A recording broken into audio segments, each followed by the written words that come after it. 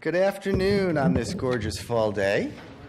I'm Michael Stein, professor of medicine, and I'm delighted to welcome you to the 21st Annual Harriet W. Sheridan Award Lecture to be delivered by Dr. Robert J. Lifton.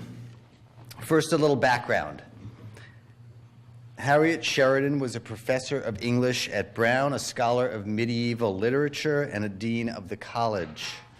Although I never met her, from all I've learned of Harriet Sheridan, her brilliant career in the teaching of reading and writing was marked by an interest in students having strongly held opinions, in their voicing dissent to others' strongly held opinions, and in the celebration of literature and discussion. In this light, her best-known undergraduate course was called Controversy and the Art of Reconciliation. Dr. Sheridan founded the Center for Teaching and Learning that now bears her name. Her involvement in medical studies became focused when she joined with the dean of the medical school, Lynn Epstein, to co-teach a course for undergraduates and medical students aimed at the intersection of medicine and the humanities. With the help of Harriet Sheridan, Brown Medical School continued to expand its reputation for training doctors not only to be meticulously scientific, but meticulously caring as well. When Dean Sheridan died of cancer in 1992, Dr. Epstein established this lectureship in her honor, and it's good to see Allison Buffum, Dr. Sheridan's daughter, and her husband Harry here today as always. The Sheridan Lectureship was the first of its kind in the United States. You should raise your hand. There they are.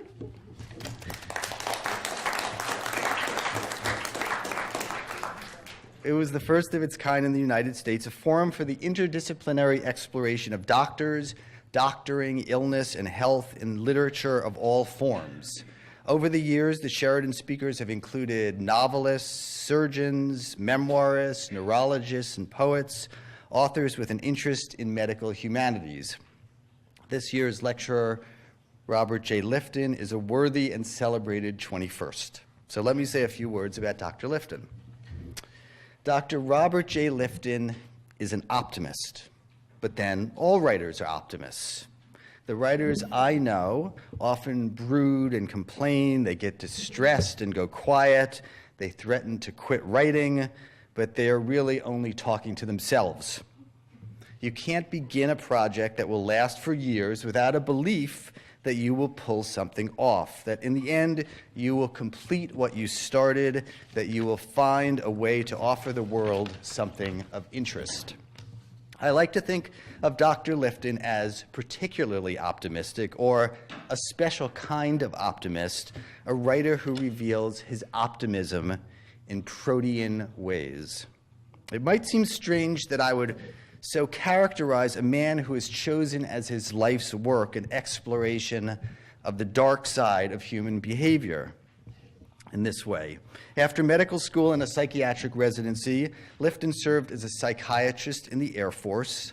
Stationed in Southeast Asia, he began to interview Western POWs subjected to thought reform by their Chinese captors. They'd been brainwashed, a fitting subject for a psychiatrist, at least one who began a detailed study of this phenomenon driven by his own curiosity. And with this first of 30 books, Robert J. Lifton became the diagnostician of a crazy world. He moved to Japan to study survivors of the atomic attack. He described a sense of special knowledge that set apart those who were at Hiroshima at the time of the bomb from those who were not witnesses. Special knowledge could be a coded term for the deep gouge in well-being these survivors suffered, but Lifton's interest was different. Early on, optimism shaped his text. This book, History of Survival, like his many others that follows, is about how individuals coped with extreme circumstance. In these first books, Lifton had staked his ground, the psychological impact of historical events. He was creating a new career track, a historically minded psychiatrist.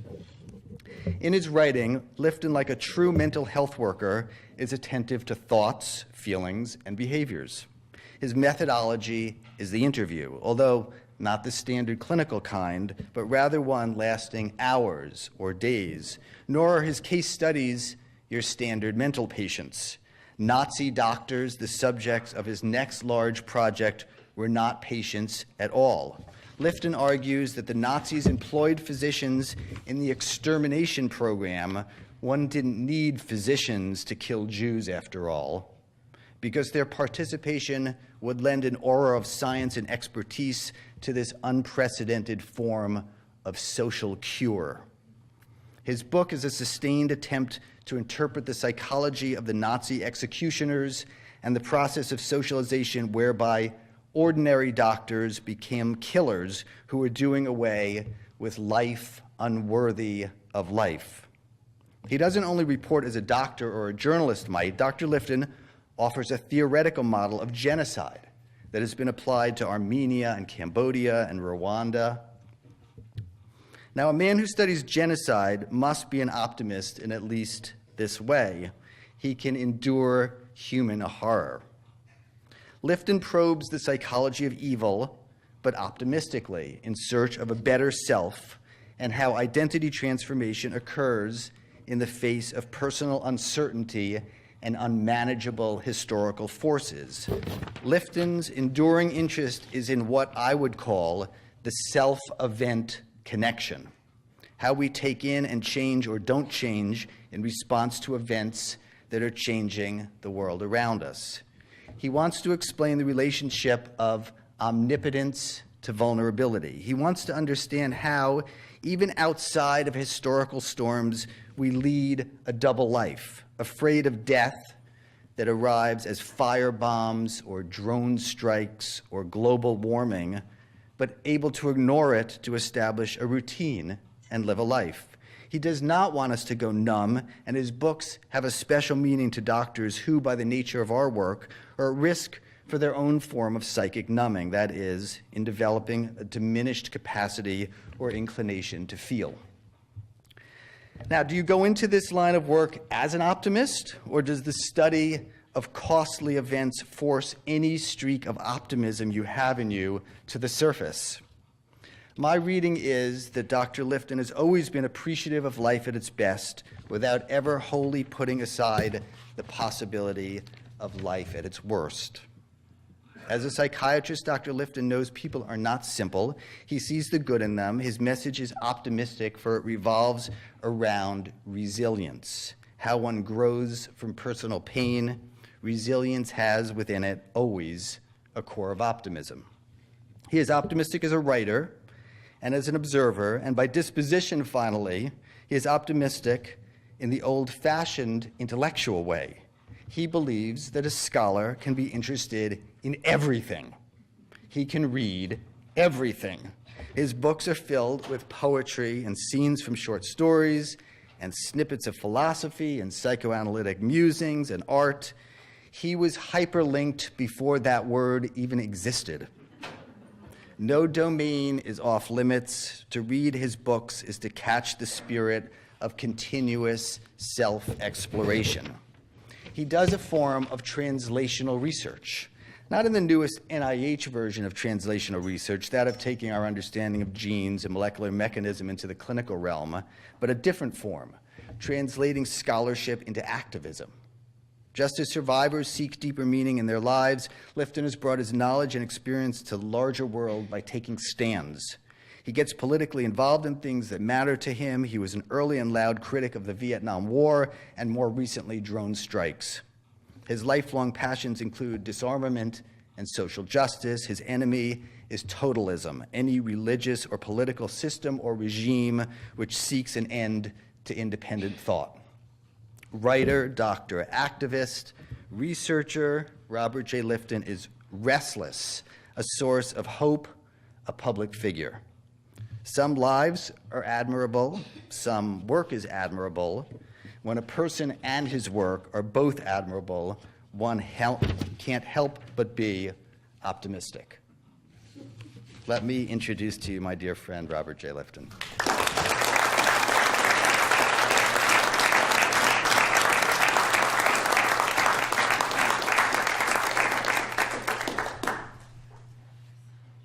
Thanks so much, Michael, for that generous, one might say, over-generous introduction. I'm very pleased to be part of this lecture series for many reasons, but mostly because it stands for matters I care very much about. It really charts an area that I've tried to live in intellectually.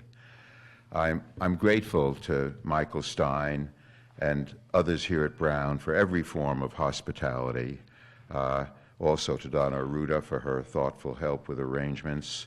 I've been made to feel in my day or so here at Brown completely at home. But still, one has to respond to an introduction like that, lest one begin to believe the things that are said in it. My way of responding is to quote my bird cartoons. Many of you may not know this, no reason why you should, but I have a little avocation of drawing bird cartoons. I have absolutely no artistic talent. They're kind of stick figures, but they can say things more directly than I can in my other writing. And so when people say, how do you study these draconian events and still remain sane, if one can make that assumption, my answer is that I draw bird cartoons. And the one that's appropriate for this moment is this. A small, enthusiastic young bird looks up and says, all of a sudden, I had this wonderful feeling, I am me. And an older, bigger, more jaundiced bird looks down at him and says, you were wrong. There's a serious idea in that little cartoon. Put simply, we need a sense of absurdity, sometimes gallows humor, to survive the absurdities in our world, and really to call forth generous doses of absurdity to help us cope with our feelings in terms of things that happen in this world.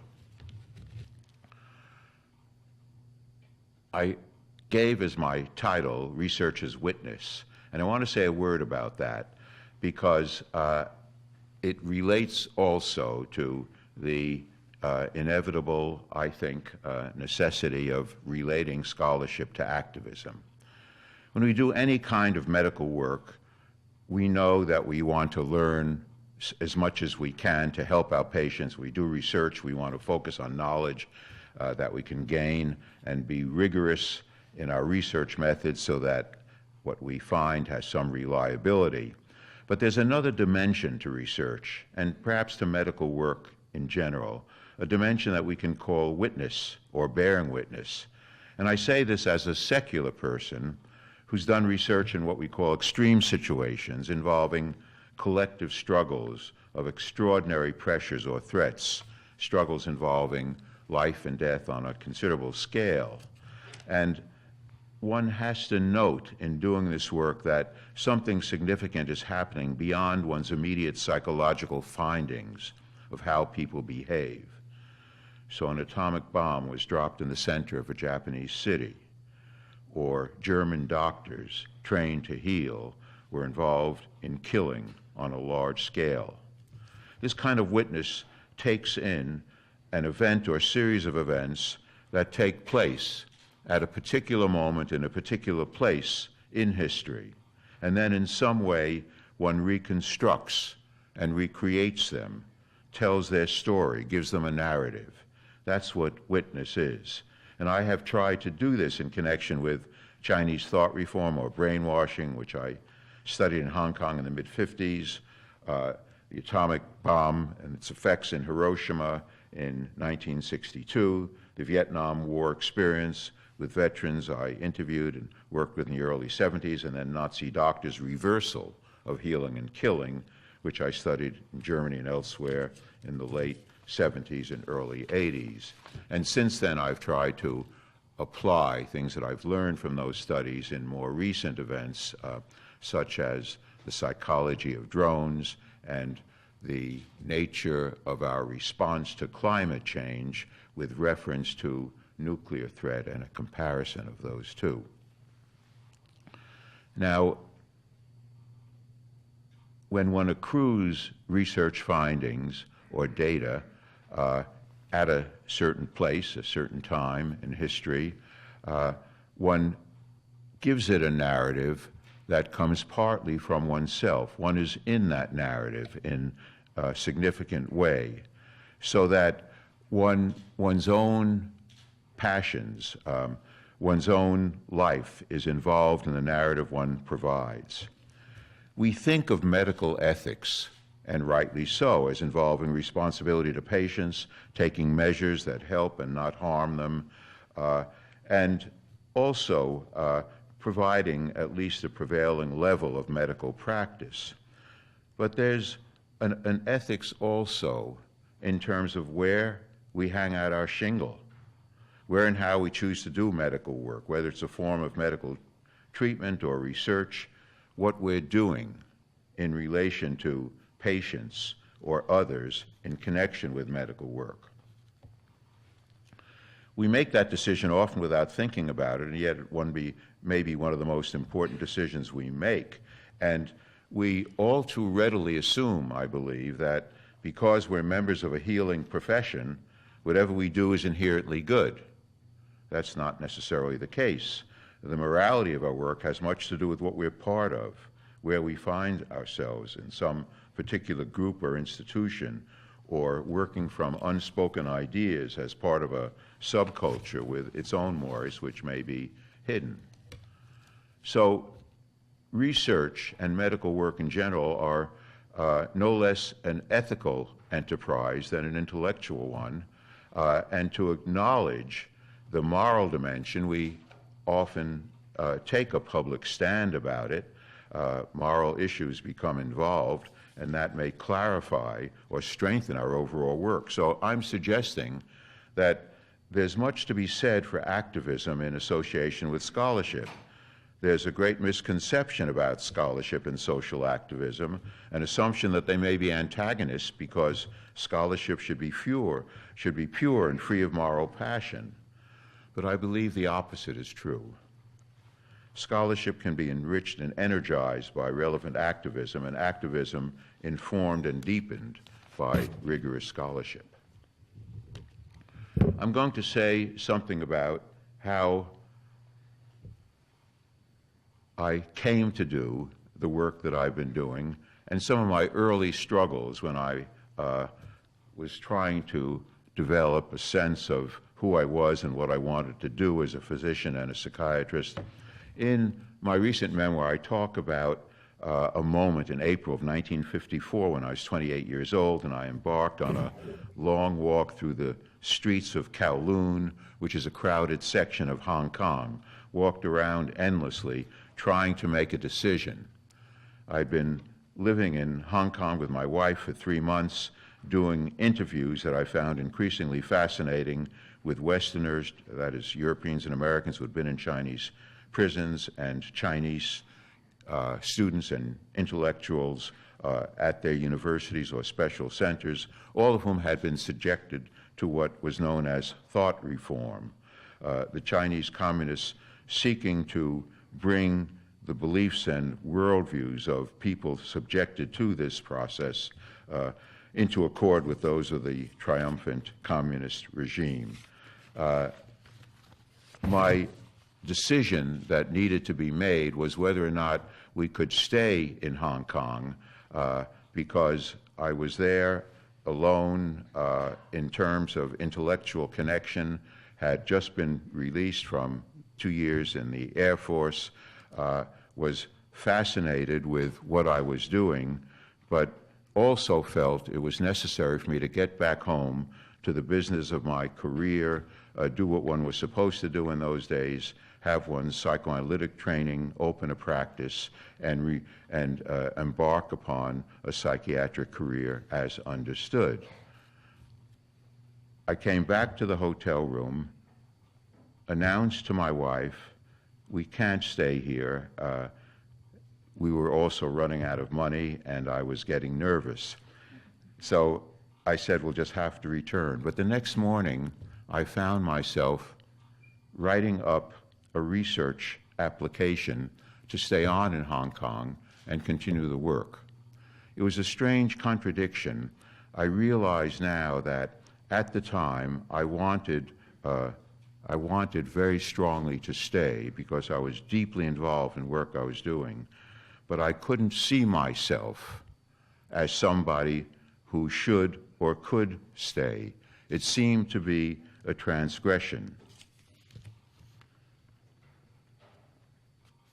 In any case, I did apply. I did find the means of staying, and that was the beginning of lots that followed in this struggle to bring together psychology and history. I sometimes, when one asks how I got to that point of being in Hong Kong, it of course had to do with my military service in the Far East, making an arrangement to be discharged in the Far East so that my wife and I could take a world trip, on which Hong Kong was only the second step, but having been interested in this issue because my last assignment in the Air Force was to interview with a group of other psychiatrists returning prisoners of war in Korea, where they were being returned, and then go on a sea journey on a ship taking them back to San Francisco, where I interviewed them further and had group sessions. And that was the source of my interest in what I found in Hong Kong.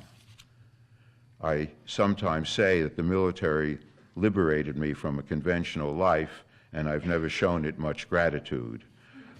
This was a period in American life, not too long after World War II, when Americans were thrust out into the world. There was a kind of American hegemony that many of us were beginning to be nervous about and critical of, but nonetheless, we benefited from it in being given opportunities of this kind.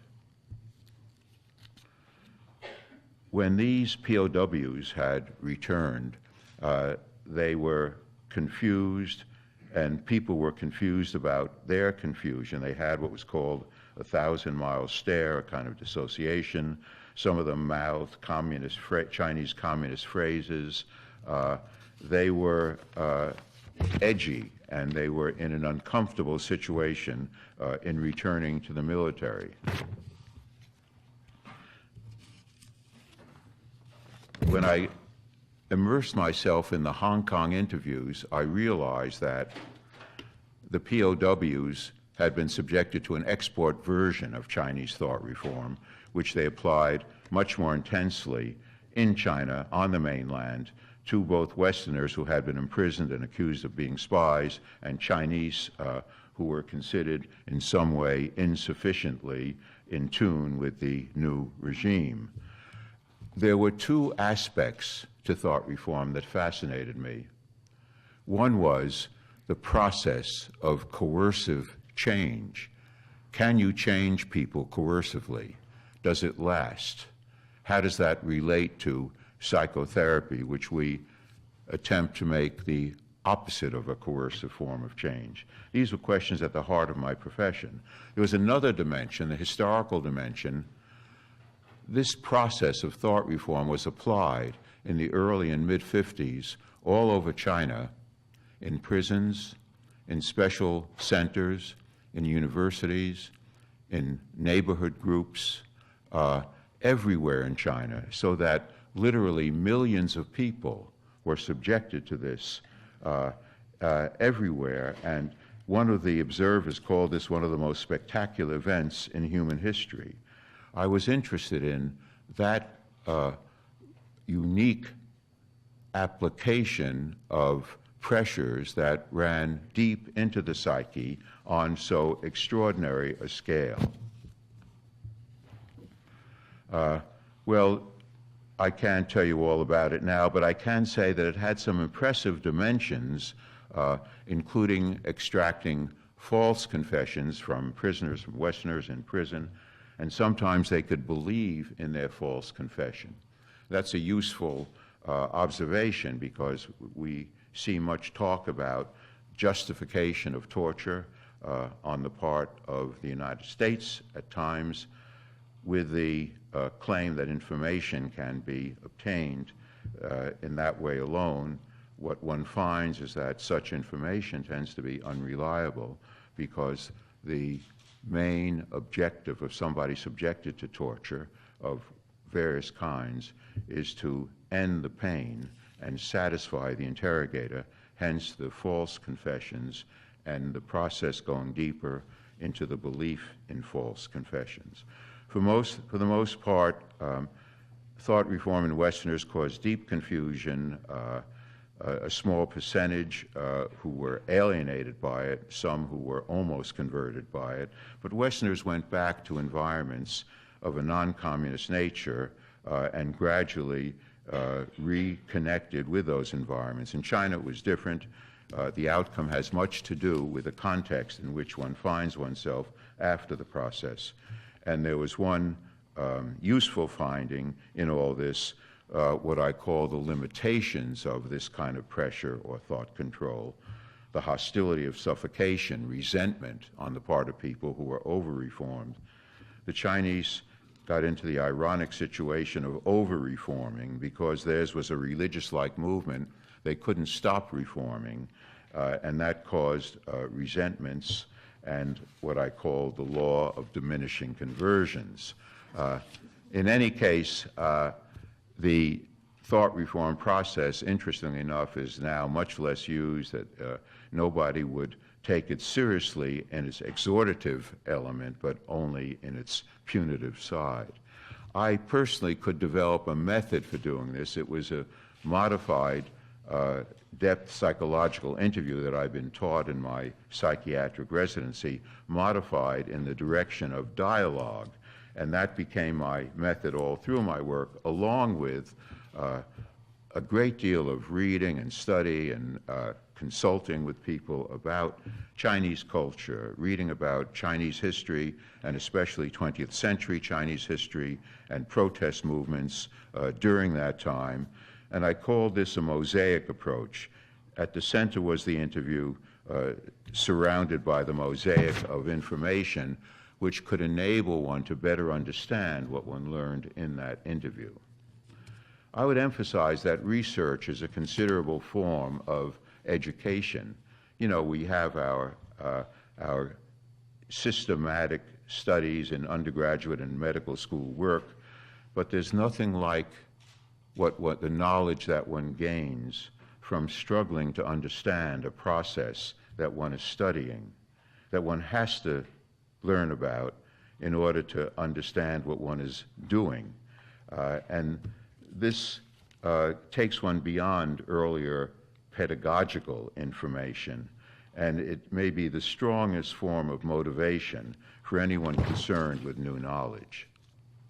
I came to realize that this was not just a Chinese proclivity, that this kind of totalism, all or none approach, claim of absolute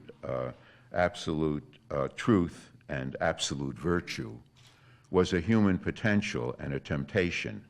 And I called it ideological totalism, following upon some work of Erik Erikson, who had described totalism in individual work and then in some work on the Nazis.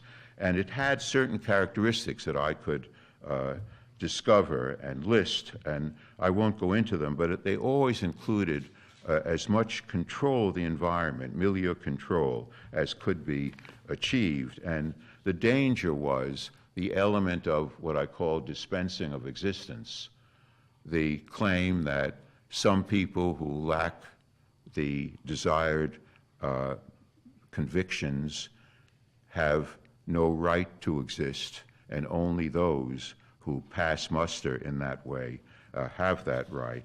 That could mean simply excluding people from favorable positions in society, or at its worst, it could be taking their lives. And totalism in its various phases then became central to my work in general, and I did a later study of Aum Shinrikyo, a fanatical cult in Japan, which in 1995 released sarin gas into Tokyo subways. I found it strange and ironic and interesting that this encounter with a closed, manipulative process opened out my life in a personal way.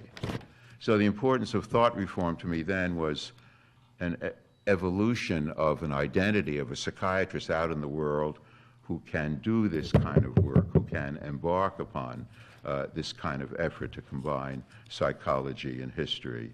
And it also initiated and then continued totalism and ideological totalism as a leitmotif, so that the problem is not religion or politics. The problem is totalistic religion or totalistic politics, or for that matter, totalistic anything.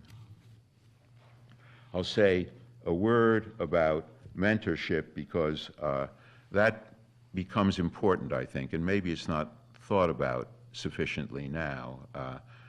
I did the work on my own intellectually. I had had some psychiatric training, but I didn't have any real mentor or supervisor in doing the work. I had read Erik Erikson and admired his work when I was a resident, but it was not until after I did the work that I read one of his articles and had a kind of eureka experience, what he called identity or ego identity, and shifts possible in identity had to do with what I was observing among Chinese communists in their thought reform program.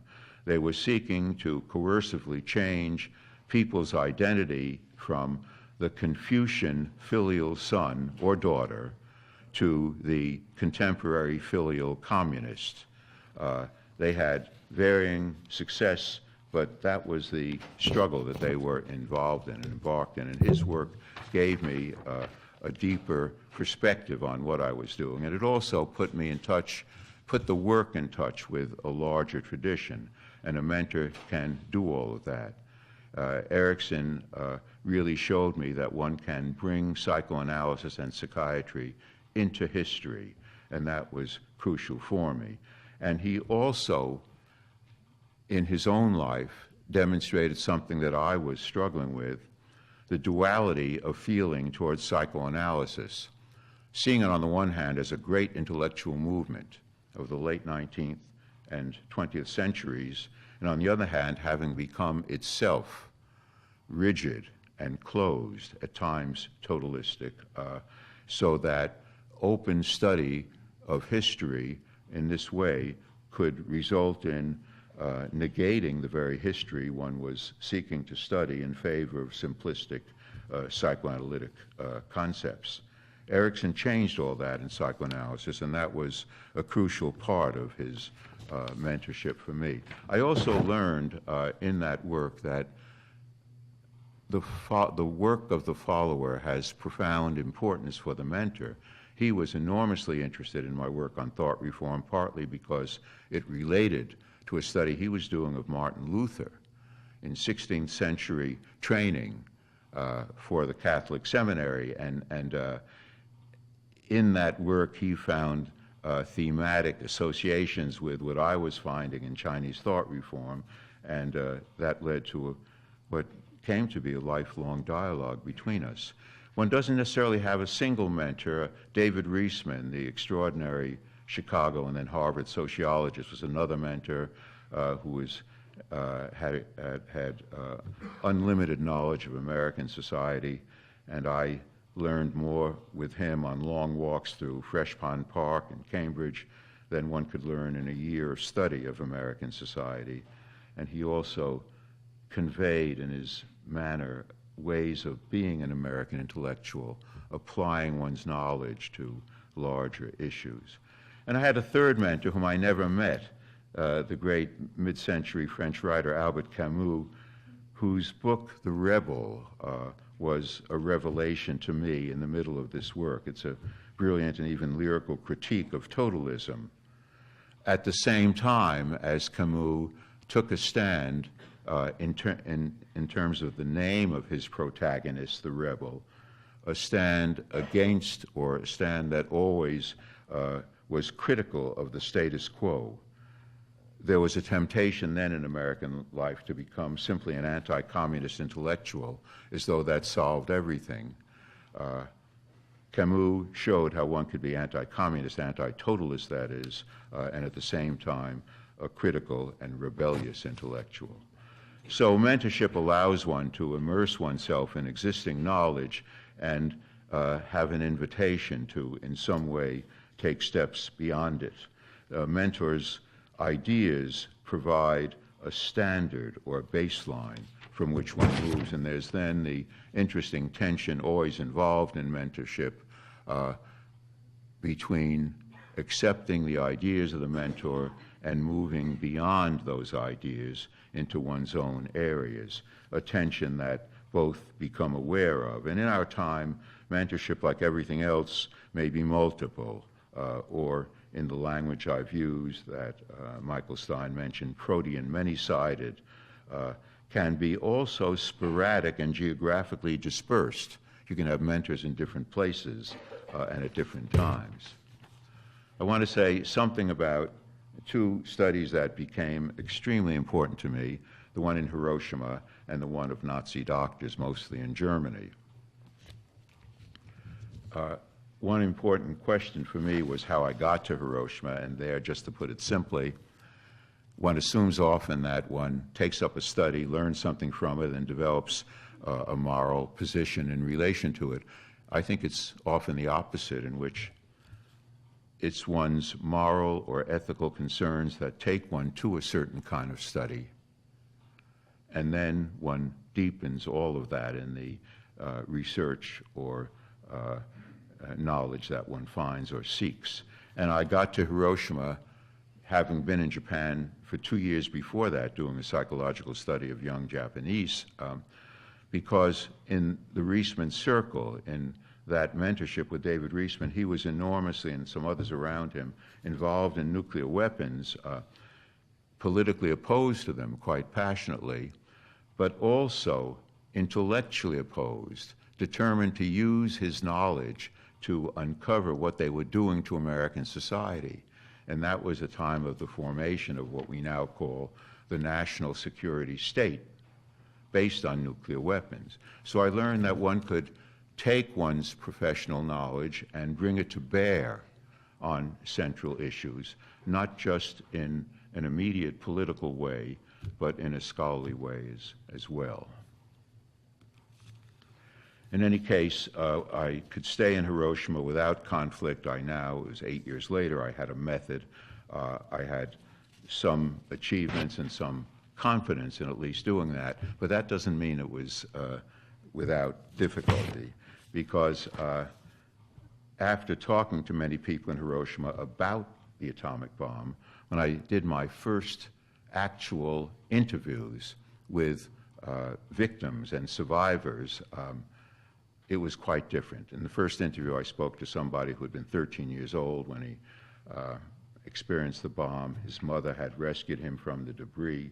He tried to take her as she got weak, couldn't carry her, escaped without her, never overcame that vision of her dying in the debris, had his baby brother and grandparents both die of acute radiation effects, the petechiae into the skin that were so terrifying to people, and his father perished in the fire, became an orphan, and lived a life of dislocation and pain and really unrelenting suffering. And I heard a few stories like that, and I found myself anxious, having difficulty sleeping, having nightmares.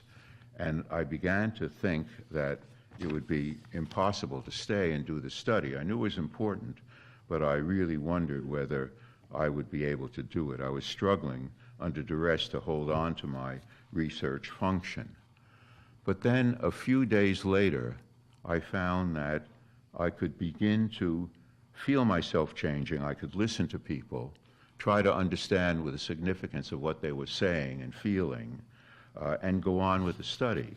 I was puzzled by my own reaction. I called it psychic numbing, diminished capacity to feel, but in this case, selective professional numbing, an element of slight distancing. One could certainly still experience pain, but some degree of distancing, perhaps parallel to that which a surgeon feels when he's operating and can't afford to feel the emotions of a family member, or even someone in my profession, a psychiatrist, dealing with an extremely disturbed patient. And in that way I could continue and learned a great deal about several aspects of this kind of work, including this selective professional numbing, but also the necessity to pace oneself in the work. One has to do what one can, not overextend oneself in terms of one's emotional reservoir. In Hiroshima, there weren't too many heroes, but several of them were physicians. One man named Hachiya, who wrote famous Hiroshima Diary at the time of the bomb, another man named Shigeto, who did extraordinary work over decades with so-called A-bomb disease, that is, conditions believed created by delayed radiation effects. What I learned in Hiroshima quickly was that in a split second in time, one exposed to that weapon, which was undoubtedly the cruelest weapon in human history, was subjected to a lifelong immersion in death. From the sea of death at the time of the bomb, acute radiation effects, as I mentioned them, delayed radiation effects, which came to cause increased incidence in leukemia and many cancers, and then the fear that the radiation effects could extend over subsequent generations, because that was theoretically possible.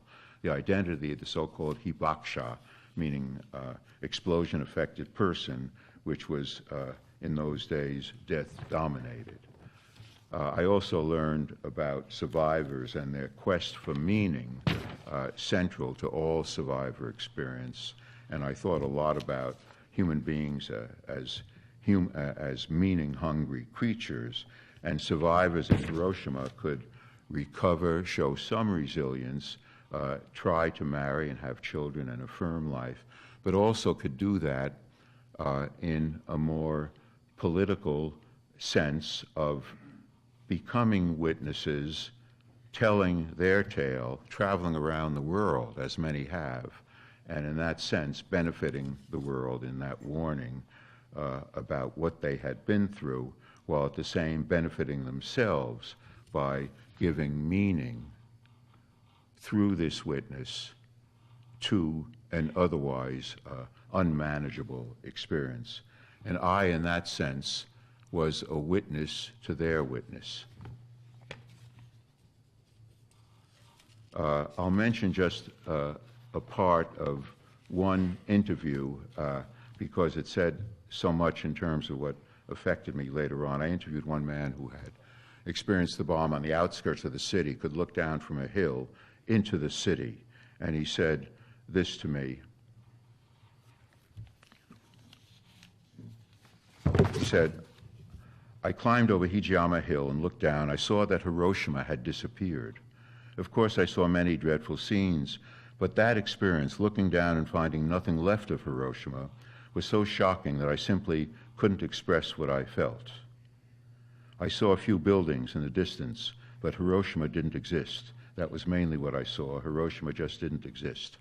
As he said this, I found myself imagining a medium-sized city and then nothing. And that image stayed in me.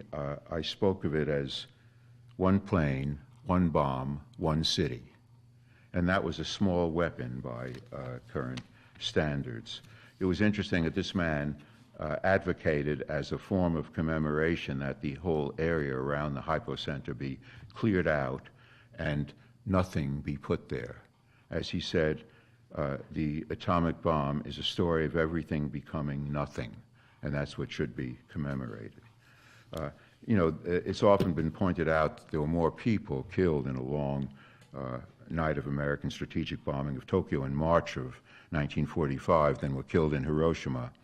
But there were large numbers of planes and bombs. In Hiroshima, it was one plane, one bomb, one city. While working in Hiroshima, finishing up my work there, I was startled to read an English language Japanese paper about American physicians in Boston taking a stand against atomic weapons by projecting what would happen if, say, a 1 or 5 megaton bomb were dropped on Watertown Square in Boston or some such designated place. And they published these articles in 1962 in the New England Journal of Medicine. And this was the beginning formation of Physicians for Social Responsibility. And I was thrilled at reading this, and I felt these were colleagues in the deepest sense, and I did join them when I got back. When it comes to my study of Nazi doctors, it's different from others. It was more painful. It was really more hands-on evil, naked, so to speak. Nonetheless, it was something that I concerned myself with for many years. The difficulty was expressed to me by a Jewish, originally Czech, survivor of Auschwitz who had helped people in Auschwitz as a prisoner himself when prisoner doctors were given the opportunity to do a little bit of medicine in the last year of the death camp. And he looked at me as I sat down with him and talked to him, because I did interview prisoner doctors as well. He looked at me and he said, "You know, Robert, I've been involved in this problem for more than 40 years, and I still can't believe that it really happened. That anyone would try to round up all the Jews in Europe and then send them to a place to kill them." There's something about that dimension of evil that is not believable, in the sense that we have grave difficulty taking it in.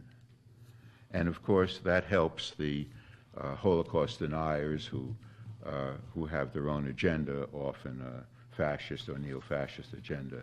But of course, he knew that it had happened. He had suffered, and he had for 40 years studied ways of helping survivors.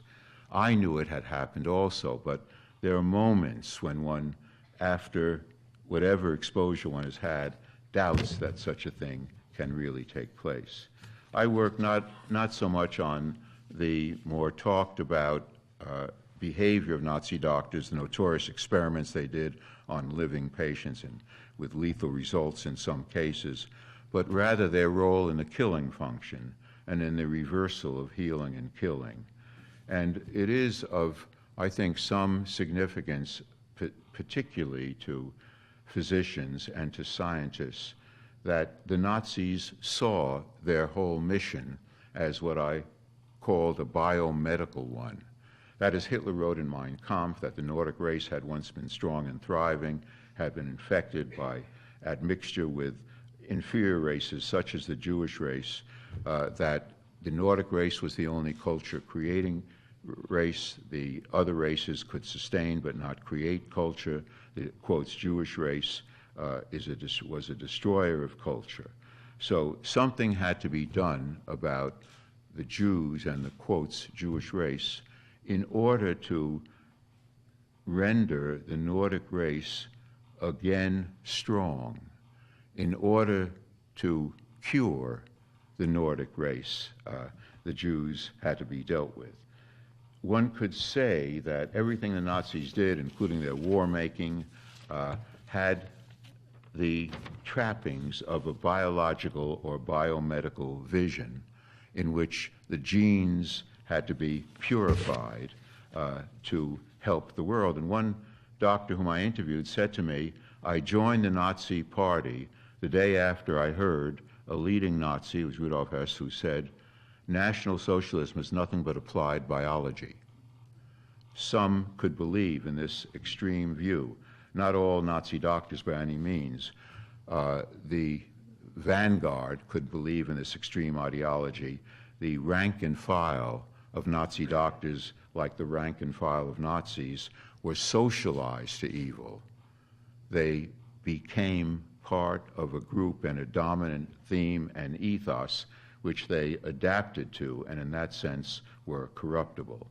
And here I learned about the vulnerability of doctors to this form of corruption, to some reversal of healing and killing, which was so extremely manifested by the Nazis.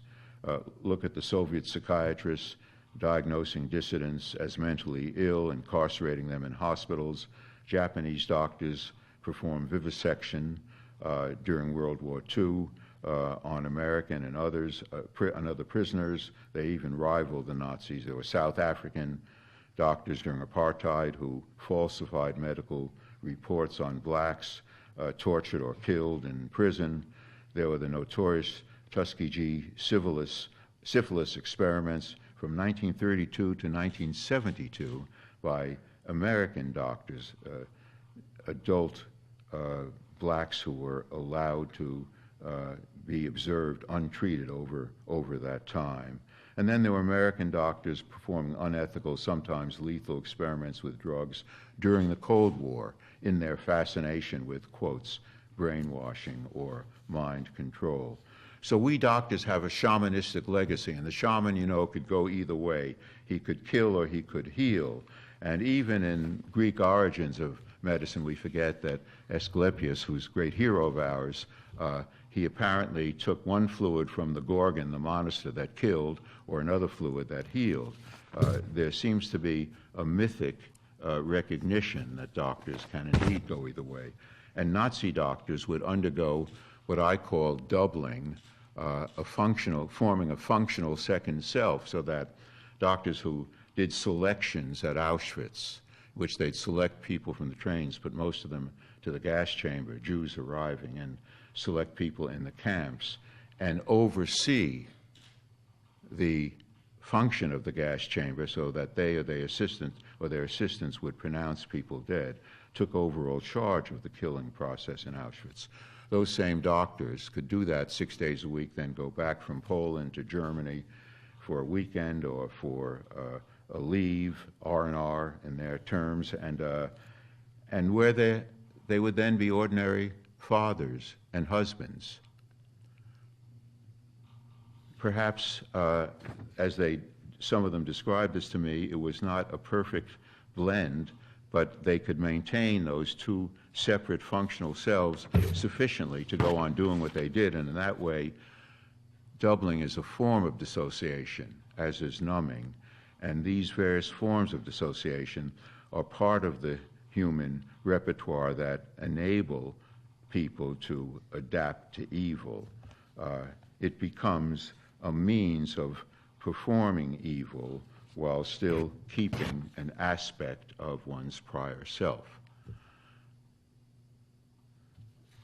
I don't have time to do too much discussion. I'll just mention some of the kinds of interviews I had in which, in addition to encounters with particular Nazi doctors, some of the interviews had historical significance.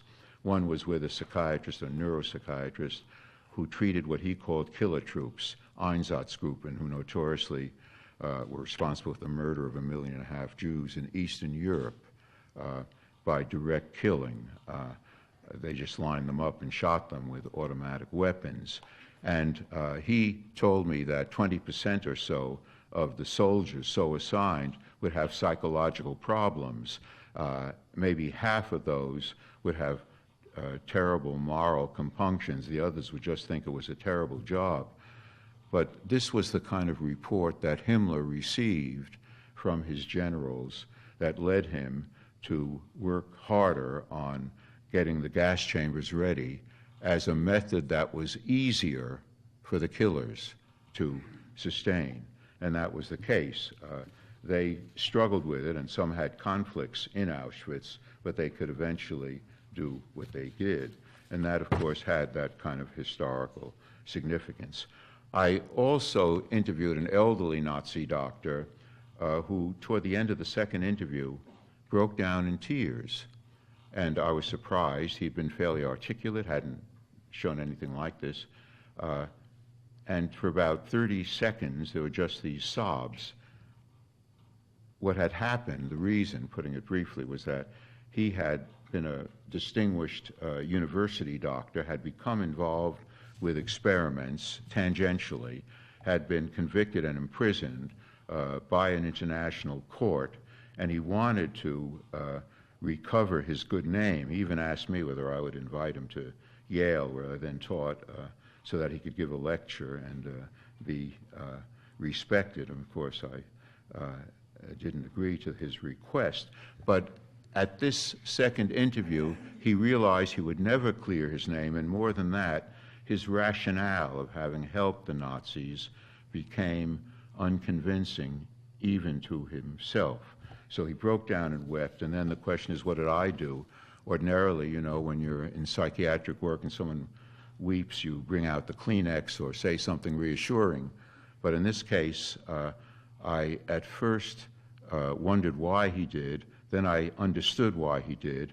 It was not without a certain satisfaction that I felt. I didn't want to do harm to him, and I didn't want to help him, so I just did nothing and let him weep.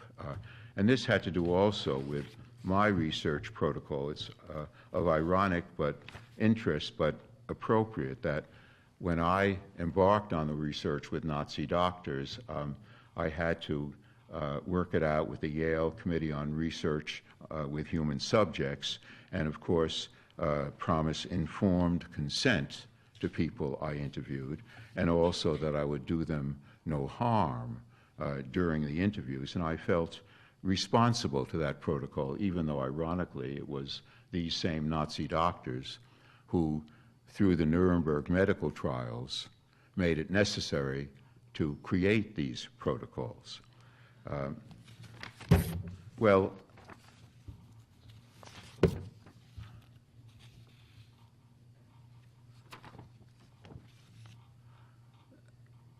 Nazi doctors never expressed remorse to me.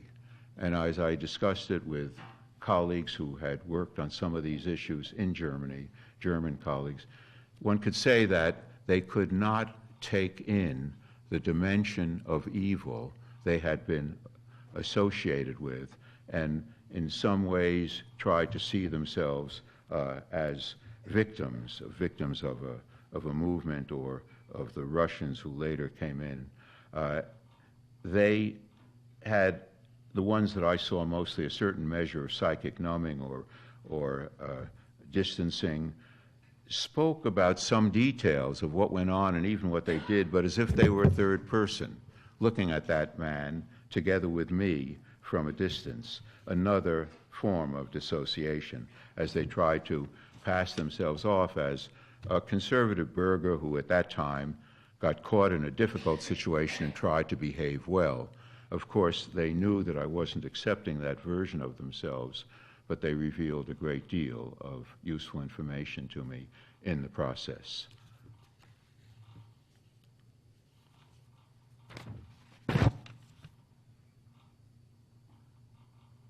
Unfortunately, one of the saddest moments in my life was when I discovered, as there became evidence available, that American doctors had been engaging, colluding in torture in Iraq and other places during the Iraq War, colluding by not reporting wounds that could only have been caused by abuse, by falsifying death certificates of people who had died from abuse, and perhaps worst of all, by joining with interrogators, as did psychologists and psychiatrists, in interrogation methods that spilled over into torture in the effort to extract information. In a democratic society, we can expose this and we can take other directions, but it's not easy, and it requires a kind of confrontation that no American in high places has been able yet to advocate or bring about. Okay, to move toward my conclusion, let me say that when you've done as much work with bad doctors as I have, you especially value good doctors.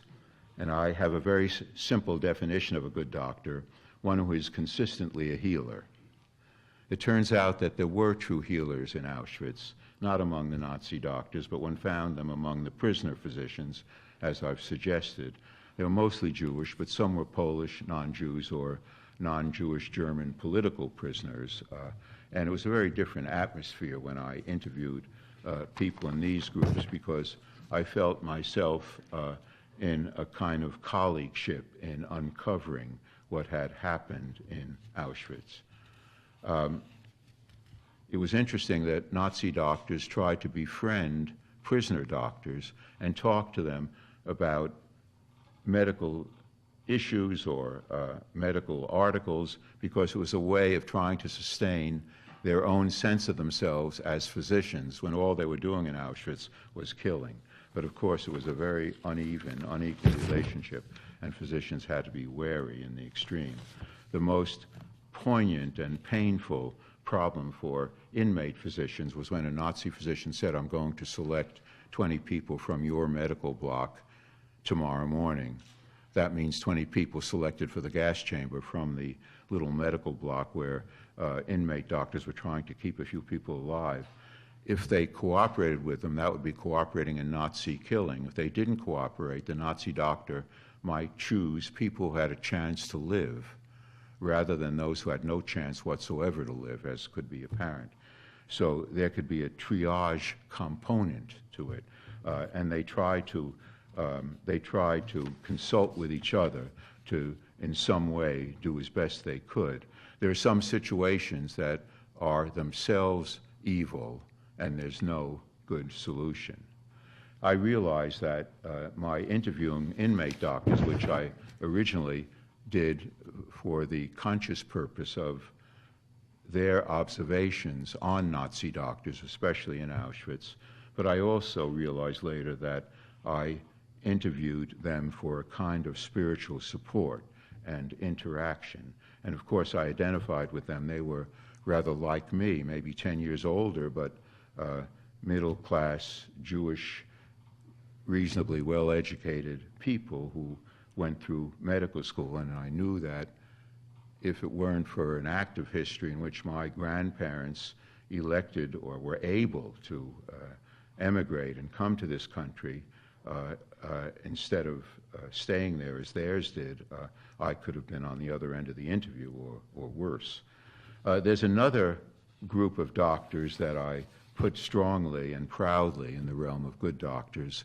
I mean the Doctors Anti-Nuclear Movement, originally Physicians for Social Responsibility, and then extending internationally, IPPNW, International Physicians for the Prevention of Nuclear War, formed essentially the latter group, internationalized by Bernard Lown and Evgeny Shazov, both of them leading cardiologists in the United States and the Soviet Union, respectively. And in this group, much happened, and it was one of those moments in which there was a vast readiness for a change in consciousness, and I think the doctors' movement helped achieve that, and then was awarded the Nobel Prize, as you know.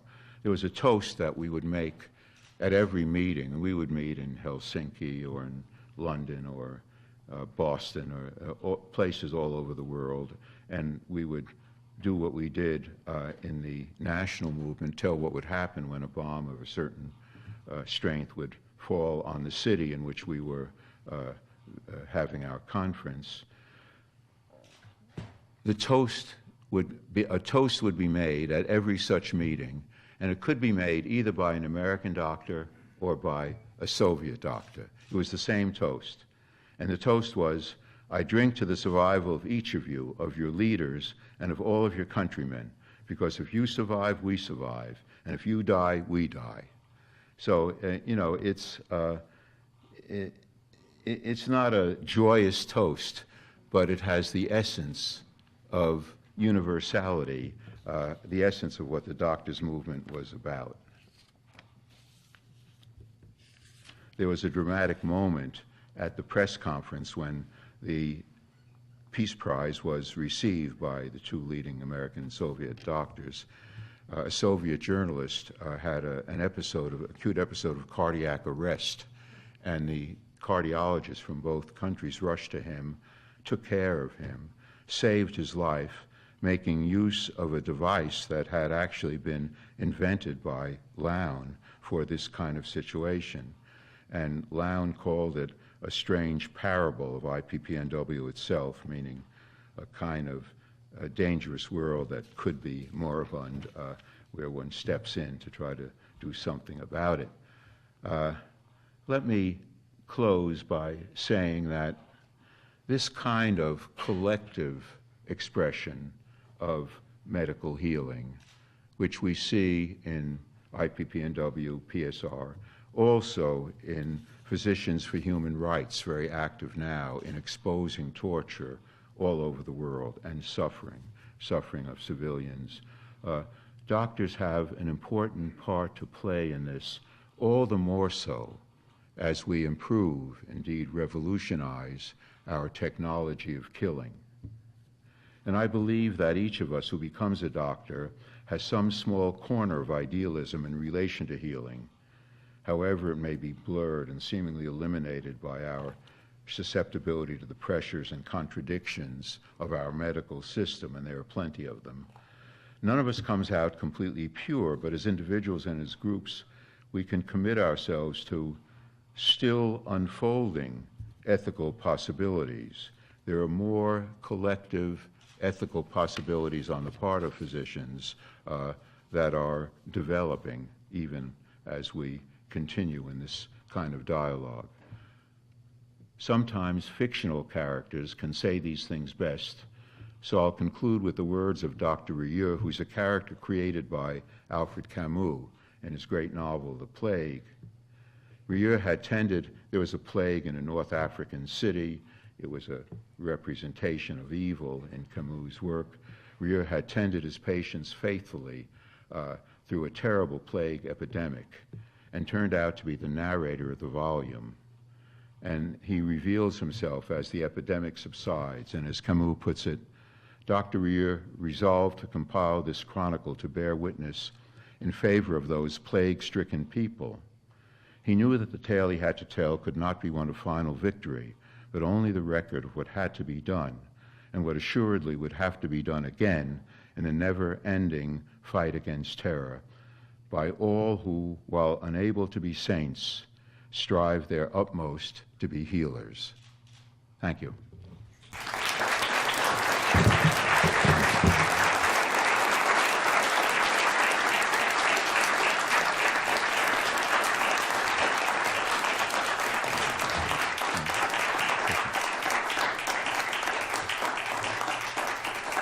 How about two questions?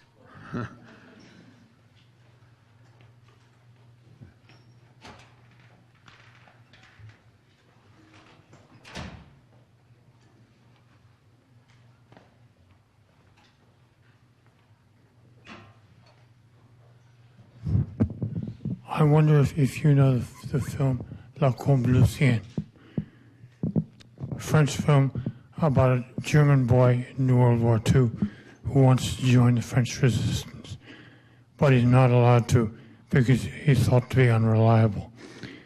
So he joined the Gestapo instead. Do you do not know the film? Can you not understand me? What is the film? La Combe-Lucien. Maybe you could tell me what. What's that? La Combe-Lucien. I don't think so. Thank you very much. Thank you.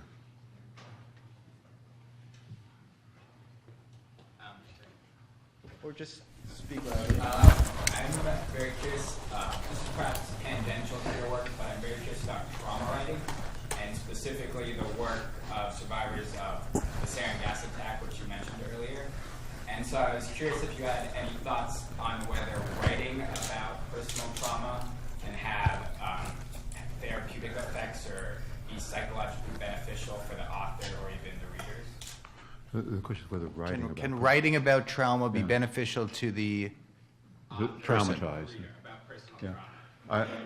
I think so. I mean, of course, it depends on the circumstance, and probably writing about it with some response, some interaction matters. The trauma is similar to what I called a struggle of survivors for meaning, trying to grasp what meaning they can give to what they've been subjected to. And writing about it or speaking about it or sharing it with others can all serve to develop such meaning and can be steps toward recovery. Okay. Last one. What do you think the role of the internet is in regards to totalism? Keeping in mind the NSA record keeping, the use of social media in the Arab Spring, and the use of censorship by different governments? It's a good question. The role of the internet in relation to totalism. I don't think we know yet. The internet is still relatively new. What we can say is that the technologies for surveillance in general are mushrooming, are exploding. I'm using violent words, but that's what's happening, and the temptations seem to be irresistible to many of our leaders to embrace that high technology of surveillance. What the results will be, I'm not sure, but I do think, and this is perhaps implied in your question, that it's our duty as citizens to question this being done, to demand from our leaders information about exactly what they're doing, which they haven't been quick to give us, much of which came through revelations of Snowden as a whistleblower. But it's our right and task as a citizen to question this before we know the ultimate significance. It's not likely to be beneficial, and we shouldn't wait until more things have happened before we speak out.